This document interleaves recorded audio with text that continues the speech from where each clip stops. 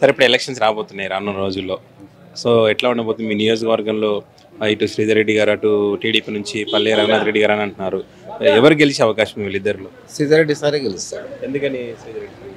ఆయన జగన్ మా సార్తో ఇచ్చేస్తాడు. జగన్ సార్ వచ్చి నాకు ఆటోకి లెక్కేసినాడు, అమ్మ ఒడి వేసినాడు, హౌసింగ్ ఇచ్చినారు, ప్రతి ఒక్కటి బాగా చాలా చూస్తా ఉంటారు. ఓకే, ఆయన గెలుస్తారు. పక్కా సిద్ధారెడ్డి గెలుస్తాడు. తిరుగుతున్నారని పబ్లిక్లో లేదు సార్, నేను ఆటో డ్రైవర్, నాకు ఆటోకి కూడా 10,000 పడినాయి సార్. ఓకే. సో ఇప్పుడు వేరే పార్టీలు 3 పార్టీలు కలిసాయంటారు, టీడీపీ, జనసేన అవన్నీ కలిసి వస్తాయి. మామూలే సార్ అవి సమాజమే, అన్నీ రావు అవి ఆడ.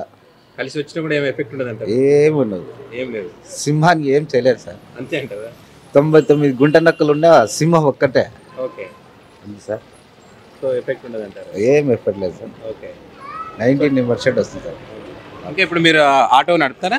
సో మీ ఆటోలు అంటే రకరకాల విలేజ్లకు పోతూ ఉంటారు కదా, పబ్లిక్ ఏమంటుంటారు అసలు? అంటారు సార్, జగన్ అన్న అమ్మ ఒడి పడింది, అది పడింది, ఇప్పుడు అంతా పోతా 18,500 కూడా పడింది అంటా ఉంటారు సార్. ఆడ ఓకే, బటన్ నొక్కినారు సార్ అంట అన్నారు. ఓకే, అందరూ ఓడిసి బ్యాంక్ ఫుల్గా ఉన్నారు ఇప్పుడు కూడా. ఓకే, కలెక్షన్ పడింది సార్. అమ్మఒడి డబ్బుల కోసం ఉన్నారు అందరూ వరుసగా సార్. ఓకే, అమ్మ ఒడి, ఆటోలకి, ప్రతి ఒక్కరికి సార్.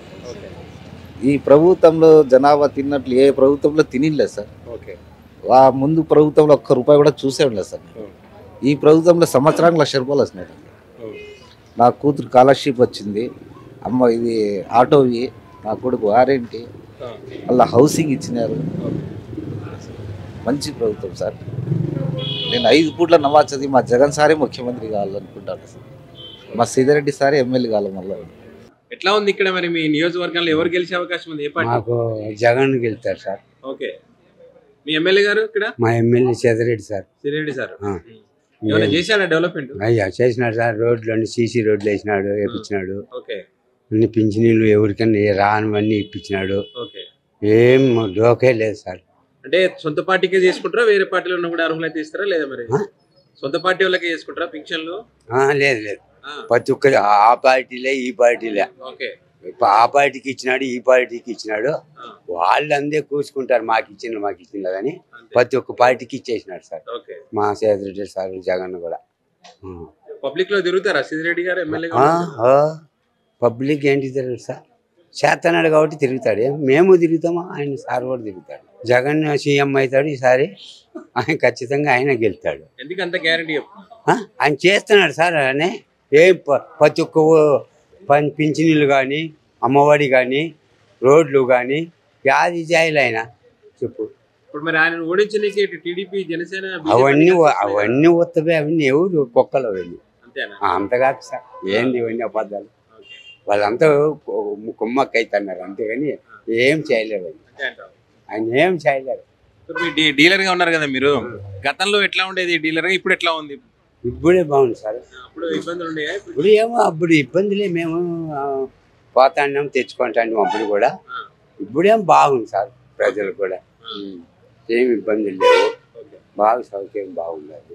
ఇప్పుడు ఎలక్షన్స్ రాబోతున్నాయి కదన్నా, మీ నియోజకవర్గంలో ఏ పార్టీ అభ్యర్థి గెలిచే అవకాశం ఉంది ఇక్కడ?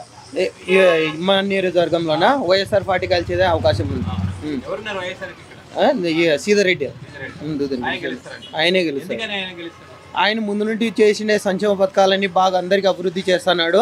ప్రతి ఒక్కరికి నీవా నేను అని ఏం లేదు, అందరికి సమానంగా చేసి అందరికి బాగా చేస్తున్నారు కాబట్టి ఆయనే గెలిచే అవకాశం ఉంది. ఎవరు వచ్చినాయి? మాకు కూడా వచ్చినాయి. మాకు అమ్మఒడి వచ్చింది, అమ్మఒడి వచ్చింది, రైతు భరోసా వచ్చింది, మాకు వచ్చినాయి.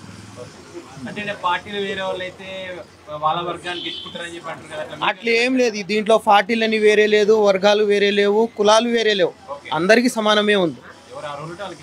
ఎవరెవరు వాళ్ళు అసలు ఎవరి దగ్గర పోయి మాకు ఇది ఇవ్వండి అని అడిగే ప్రసక్తే లేదు. ఆడ పోయి ఆడిపోయి బటన్ నొక్కుతాను, ఎవరు విధానంగా వాళ్ళకే చేరుతాడు ఆయన.